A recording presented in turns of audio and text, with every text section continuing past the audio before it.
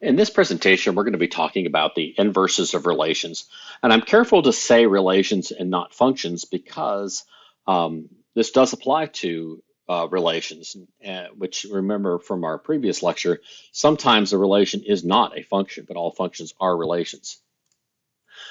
Well, just dive right into it. The definition of an inverse is the relation that results from exchanging the input value x to the output values of y.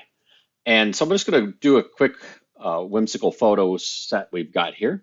If you look at the Disney princesses here, Jasmine's wearing Belle's outfit and Belle happens to be wearing Jasmine's outfit. So basically what we've done is we've inverted their outfits. And just like this couple down here, you see I'm assuming that they're wearing their own clothing in this first shot here, and then in the next picture, they've actually inverted their clothing, or they're wearing the opposite person's clothing. So the input values and the output values have been exchanged. So let's go back to our definition slide here. So we've already defined that. So the characteristics in there is quite simple. The x and y values are swapped. The result may or may not be a function.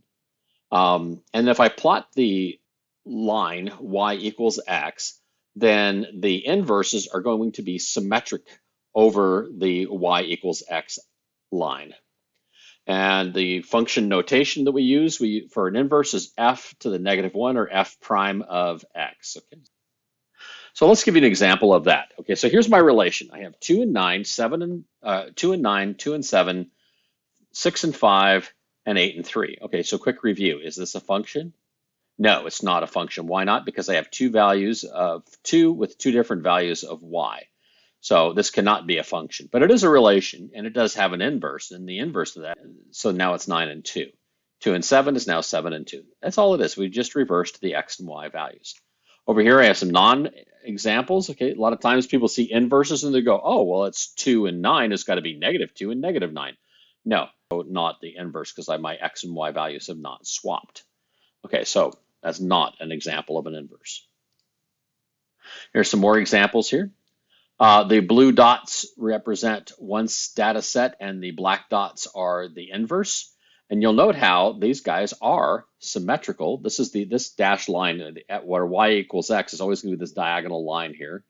And this portion from here to here and from here to here are equal to each other. One thing that we note on this one here is this is not a function, right? See how this vertical line test doesn't pass this, right? Here's another example of it. I got two of these. So it's not a function, but it can be an inverse. In fact, it looks like it is an inverse. All right. So over here, I've got A, B, C. So A and 3, B and 1, and C and 2. And my inverse of that, then I go from 1 to B, so 1 to B. And I'm going from 2 to C, so 2 goes to C, and then 3 goes to A, and 3 goes to A here. So I've just inverted this function. That's perfect. Again, some other non-examples. If you look down here, I go from 0 to 1, 1 to 3. Well, what happened over here? This didn't invert at all. This should be 0, 1, 2, 3, and 4. Not these. Okay, so those are just reverse the directions of them. I don't know why they did that, but it doesn't mean anything.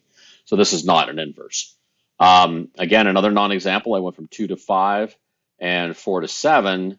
So over here, I should be going, it looks like they just flip-flop these two, right? That is not an inverse. Okay, so this is not the inverse. The inverse of this would be 5 and 2 and 7 and 4. So let's take a closer look at some of these things. Like I said here, this is -2 and 1. So the inverse of this would be 1 and -2. Here is the distance. If I was to measure this out, and I'd have to use a formula for that, but we're not going to do that right now. This distance from here to here, this distance equals the distance from here to here, to the inverse in here. This is D also. And you can see the same thing up here. Okay, so that is an inverse. All right, so look at the relation below and go ahead on your own, pause the video, and then I want you to write the inverse for this function. And so here's the inverse of this function. Again, basically I just am reversing the direction of these guys here. So 0, it becomes first 0 becomes the x and -3 becomes the y, and then continue that on there. So you can see it, check your work. So look at this relationship that's represented by the mapping diagram to the left. Write that inverse as a table. Again, go ahead and pause your video and do that. And so here we go. Again, I have -3, -2. Just take these and rewrote them. But the one thing you'll note is I have two values. I have 2 here twice, or 2 2s, because 2 here goes to 0 and 2 goes to -1. And so I needed to have both of those over here. So obviously this is not a function. All right, this one could be a function, but this is not a function. So look at the relationship here, and then I want you to go ahead and graph the inverse. So I went ahead and plotted this inverse with the red dots. I've added in this dashed line here, which is the y equals x line. So you can see where that symmetry comes into play here. From here, I went from -3 and -2, and now I'm -2 and -3. And then again, this distance, if you check that out, where these guys fall, this one ties in to this one down here and here. This one's interesting because it's actually on the line. This was 3 and 3, and so the inverse is going to be 3 and 3. And then finally is this last. So look at the relation below. So what is the inverse of this line? Okay, so this line is quite simply y equals 2, right? So this line is y equals 2. There's no x value in here at all.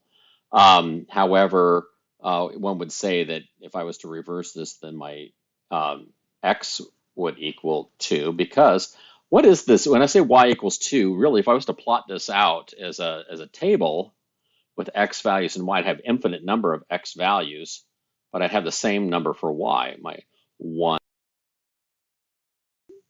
1 goes to 2, 2 goes to 2, 3 goes to 2, 4 goes to 2.